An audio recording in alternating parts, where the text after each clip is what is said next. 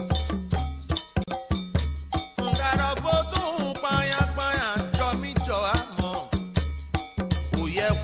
sommes devant Trompeteur de Alafia. C'est la première divinité de la maison. Trompeteur de Alafia, l'un des Genvoudou les plus adulés au Bénin. C'est la première divinité sincère.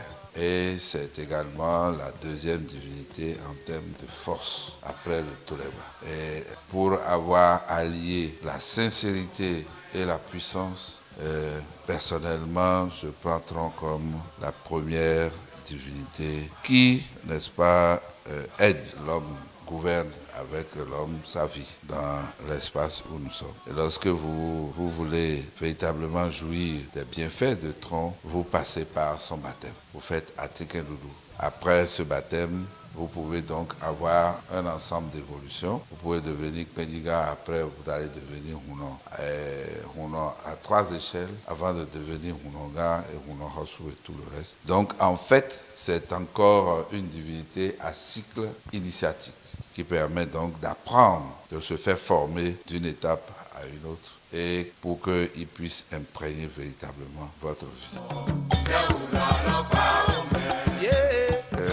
Au milieu, vous avez la divinité qu'on appelle Huedo, le pilier de la maison. Donc c'est cette divinité-là qui reste à la maison et qui est en contact direct avec le Tolewa et qui reste en contact aussi avec les Falewa. Donc vous allez voir autour de cette divinité, c'est les Falewa. C'est les Legba qu'on a eu après avoir fait le Fa. J'ai mon Legba là, mon épouse, mes enfants et quelques deux amis ont laissé pour eux là aussi. On est d'accord? Alors donc le Huedo, c'est la divinité qui protège la maison. Et quand les sorciers doivent rentrer dans une maison et qu'il n'y a pas le Huedo là, ils rentrent directement. Parce qu'avant de rentrer dans la maison de quelqu'un, le sorcier d'abord passe par le Tolegba et il demande à rentrer la permission. Le Tolegba rassemble ou avise les Huedo là, les piliers de la maison pour demander l'histoire, la situation dont on débat à court dans la maison de qui. Alors celui qui est concerné répond. S'il a des armes, les moyens pour travailler, il bloque l'action et dit non, que lui ne peut pas.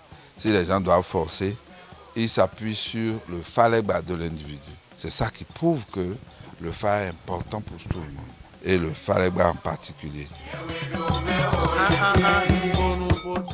Ici, vous avez les jumeaux.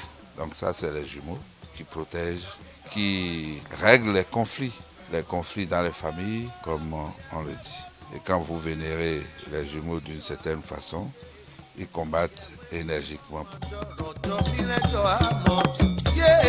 Nous avons le Djehol, qui est une forme de Sapota. Celui-ci, c'est Dawikon. Ça, c'est mon Sem Vodunsa. Ça, c'est la divinité principale qui est sur mon Fa. Ici, c'est Dassahol, c'est le Sapata. C'est un Sapata venu de Dassa, mais je crois que c'est la principale, l'une des principales divinités, n'est-ce pas, de la zone de Dassa, qui est venue de Gampété, en fait, qu'on appelle Dawayon. Alors, quand on dit Djehol, vous avez compris, ça veut dire Djehol ou Kanhol, c'est une divinité qui manage les richesses et autres. Donc quand vous célébrez ce Fa et que vous célébrez cette divinité, en principe, vous devez avoir accès au minimum pour une vie décente. Et c'est ce que nous essayons donc de faire. Et ces deux divinités font aussi la promotion de la prospérité, vous avez vu. Vous avez entendu plutôt la description que je viens d'en faire. Qui sont considérées comme les divinités blanches, en fait, comme celles que nous avons eues dans Tron jusque-là. Et ces divinités sont nourries au liqueur et à la forte boisson. Ici, ce n'est pas de l'eau minérale, c'est de la forte boisson qu'il y a là. Et au miel. Le miel, c'est le reliquat que vous avez ici.